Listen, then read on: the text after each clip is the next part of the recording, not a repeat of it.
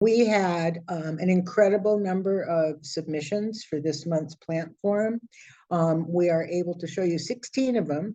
2 of them came in late this afternoon and we said, hold them for another purpose. So I'm gonna fly through these things, and there's some really great information on each of the slides. So I encourage you to check out our YouTube channel, which will have the recording of the plant forum on it. And Alexa said it will certainly be up by next Thursday, but it might be up earlier next week. And that way you can read all the incredible information on the slides that the people that submitted them included. And I won't be able to do it all. So what I'm going to do, go to the first slide, please, Alexis. I am going to give you the botanical name and the common name and pretty minimal information, and we'll fly through these so we can get through them all and we can get to Stefan's talk. So first is a wonderful big shrub, small tree called Tacoma Stands. And in LA and out in the desert right now, I'm sure these are just exploding with these fairly large, pretty large, about 2-inch wide golden yellow flowers that attract hummingbirds. Wonderful drought tolerant shrub, can take full sun, adaptable to most soils. This particular one is growing in Burbank. And I agree with April. She says, I'm not sure why this plant isn't more popular. It's drought tolerant, fast growing, and makes loads of yellow flowers. So check it out. Next slide, please. This is Cestrum elegans, and we have a lot of cestrums, or there are a lot of cestrums that you can grow. As you might expect, this plant from Mexico, and the others go down into South America as well, the other species and varieties. This is pollinated by hummingbirds. So this is a hummingbird magnet if you put it in your garden. Unlike the other species that you might find, including Cestrum nocturnum, this has no fragrance. So this one is at one of April's jobs in Pasadena, and cestrums are widely available. You may have to go to a good nursery and ask them if they have them, and if not, can they order some for you? Next, please. A new hydrangea that April loves for its dark leaf, and it really is a gorgeous contrast. I'm not sure, there are hydrangeas native to Japan, but I'm wondering if this is, because it's a cultivar, it's not a species, whether this was introduced by the Japanese, whether they developed it. Hydrangeas are fun. They also make great cut flowers, and you can hang them, cut side down, hang them with the flower down, and they will dry and keep forever. This is the first dark leaf hydrangea that she'd ever seen, and she got it at Lowe's, and it's also available through White Flower Farm. And I'm sure it's being grown by somebody local, like Monrovia or somebody. Next, please.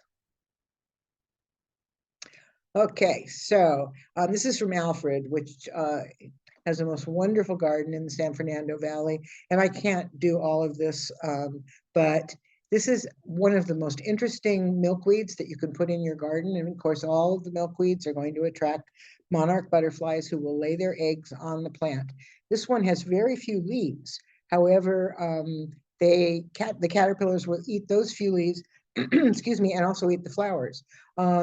It's called skeleton milkweed. It's Asclepias subulata, also known as rush milkweed or ahamete. Like all milkweeds, it's in the dogbane family. This is native to California, Arizona, and Nevada in the deserts. It can get up to 6 feet tall. I haven't usually seen it quite that tall.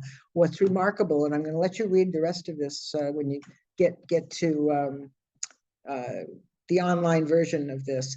And Alfred didn't include this, but what I think is very, very cool is that this plant attracts tarantula hawks, which are these giant wasps, and they feed on the flowers. And I will tell you, I've been around a lot of tarantula hawks, and they are totally disinterested in the person taking pictures of them and looking at them. So don't worry if they do come to your garden. And they have a nasty sting, but you know, they're really not interested in you at all.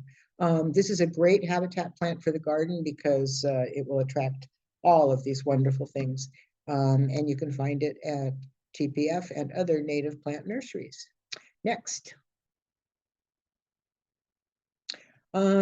This is a really cool plant and maybe too late, I don't know. This was seen by Alfred on May 31st with his, there in the blue is his niece Carissa and her brother Stuart. And we didn't get the name of the dog, but they are out on a hike near Mount Baldy, and they have discovered this amazing parasitic plant. And I get to look at research for fun, you know, when these things come. And I didn't realize this was a monotypic plant. It's the only plant in this genus of Sarcodes. Anyway, it's very cool, and it grows at late winter, or excuse me, in the spring after winter, and usually when there's been some rains, and you'll find them under pine trees. And so they get 12, 18 inches tall, a really amazing, amazing flower and plant. And as Alfred says, not available in the nursery trade. All kinds of information online about this plant and how it feeds itself through a certain type of mycorrhizae, which are in the soil. And that's how it gets its nutrients. Anyway, that's wonderful, wonderful find in nature's garden, not in Alfred's backyard. Next, please. This is a non-native salvia called Mystic Spires Blue. It is a hybrid that you can find in the nursery trade. Somehow we missed some corrections on this, Alexis. The common name of all things is Mystic Spires Blue Sage. It's in the sage family, and it's a perennial that gets about 30 by 30, wonderful cut flowers. As you can see, a lot of insects come to it, and bumblebees. What else have we got in this picture? But all sorts of fun stuff. Native bees of all sorts. Culture is full sun. Alfred has this in with his vegetable garden, so he puts in a lot of flowering plants to attract the pollinators, which help make more vegetables. And as he says, leafcutter bee, paper wasp, western honeybee, carpenter bee dusted with pollen. Oh, that's what's in the pictures. Anyway, I will let you read the rest, but this is a really lovely non-native sage that you can find in most nurseries. Next. All right, so we're on number 8. Okay. So this is Stachys bellata, which is a California native. And what's really funny, Alexis took this picture and wrote it up, and she got information from Calscape, which is a wonderful online dictionary, illustrated dictionary of all kinds of, it's the best source of information on the many, many, many thousands of California native plants. And so she was quoting from them, despite its common name, which is California hedge nettle, it does not form a hedge or sting like true nettles. Anyway, plant names are funny. It is deer resistant. Monkey flowers and stream orchids are companion plants. What a lovely combination that would be. This is a perennial herb. It's a ground cover that grows 1 to 3 feet tall and spread sideways. You should be able to find it at most native plant nurseries. Next.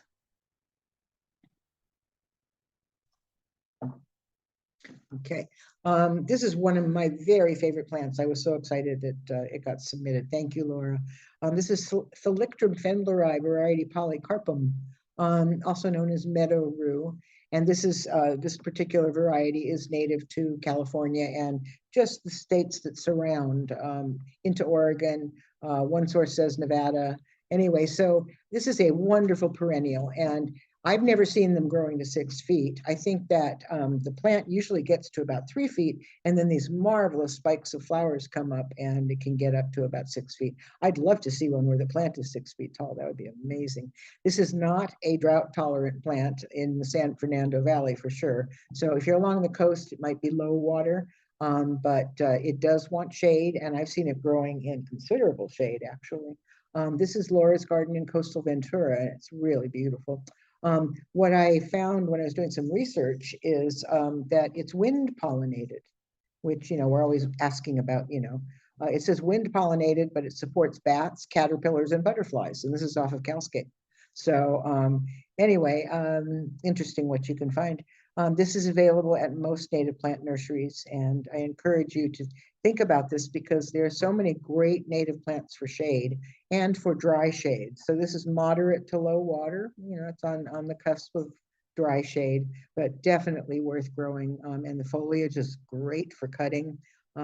Looks a lot like columbine in many ways from the foliage, but not the flowers. Next, please. One of our native bulbs, and very often the last one to flower.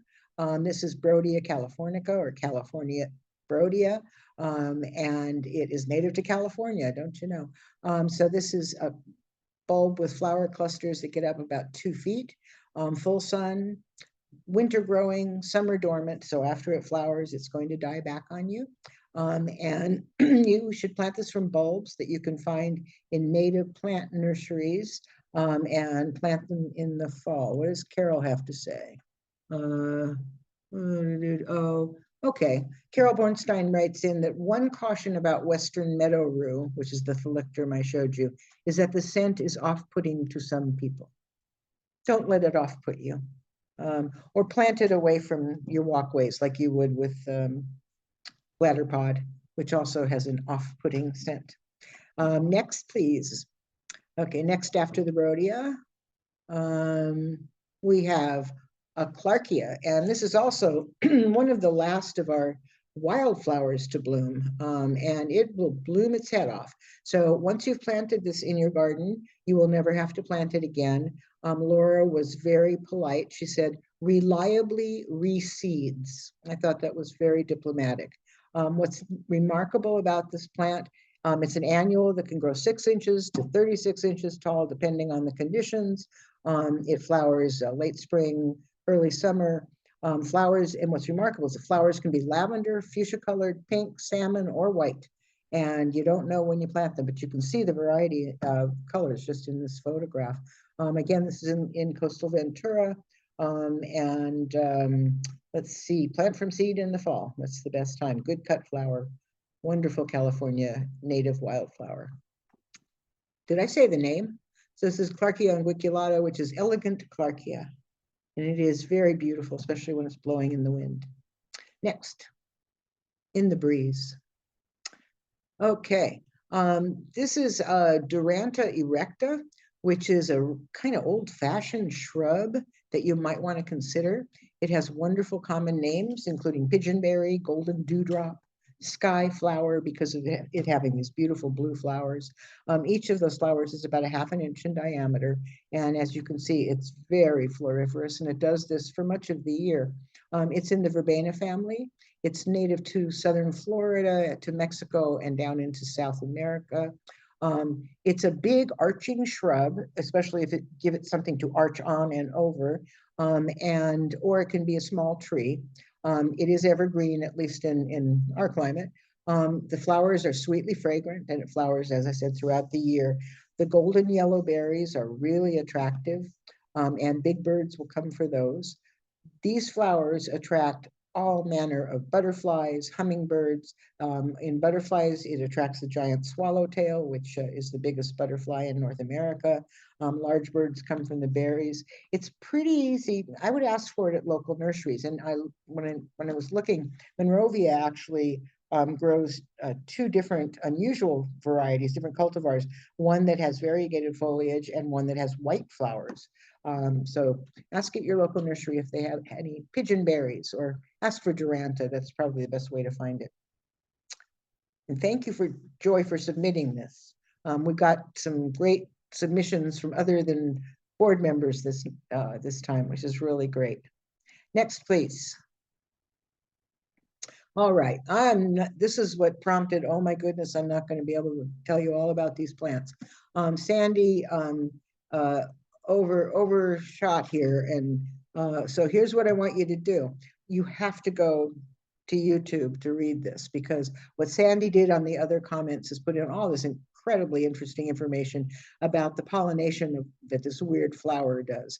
So this is Cerepegia sandersoni, also known as parachute plant. Those are the flowers sticking up, but it's a vine. And it's in the milkweed family, Posanaceae. It's from Southern Africa. It's related to Cerepegia woodii, which you probably know. It's the very popular string of hearts plant. This is not as easy to find as string of hearts, but I would ask for it at succulent plant nurseries, at plant sales, at cactus and succulent clubs. They always sell plants. This is growing in Sandy's garden in a terracotta pot, and with very good drainage. She's added pumice to ensure that the drainage is good. So I'll let you read about all the rest of this. It's very, very interesting. Moving on to the next wonderful succulent that Sandy gave us information on. And this is Hoya longifolia, also known as the green bean Hoya, also in the Aposanaceae. Semi-succulent vining epiphyte or lithophyte. That means it can grow on a rock, a lithophyte. Flowers late spring and summer. There are people who collect nothing but Hoyas. There are so many different ones and they are just wonderful. This is growing in Sandy's garden in filtered morning sun, which is a pretty good place to put it anywhere in the city. In Pasadena in a hanging basket that she has lined with a coir mat so it holds a little more moisture.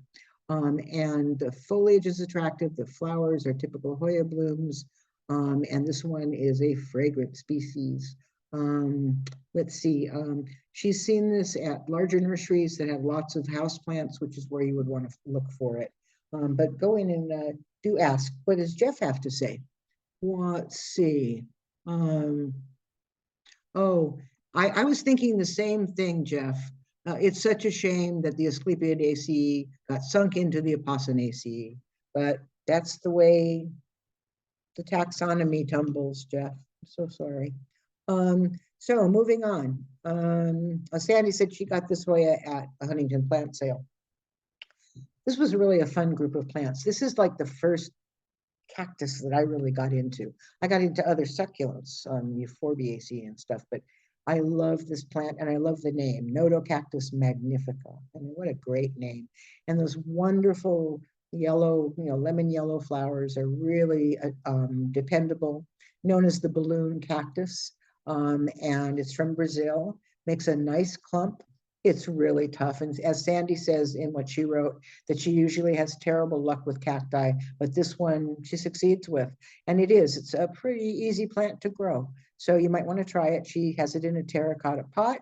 It is pollinated by solitary bees, and it's fairly common in nursery trade and at succulent plant sales. What does Sandy have to say? We're getting all sorts of comments in here. Sandy says, works for the Huntington, and writes Laura is telling us who Sandy is. Well, Sandy has a lot of things going for her. She works for the Huntington and writes wonderful articles for their magazine. She's also a past member of our board. And somebody is making a comment, and I actually wondered, is it in Parodia now? Has the genus been changed? So you might find it instead of Nodocactus, it is in the genus Parodia, Parodia. Yeah, a lot of taxonomy has changed on me since I worked with succulents all the time. Okay, next please. And what are we on? What number? Okay. This is a giant salvia, a non-native salvia called the Canary Island sage, Salvia canariensis. Carol, I'll read your comment in a second. And I want to get through all these guys. So Salvia canariensis, Canary Island sage, in the mint family, as are all sages. And this one will get as big as a Volkswagen Beetle. So you really want to give it some room to grow, and it will do it fairly quickly.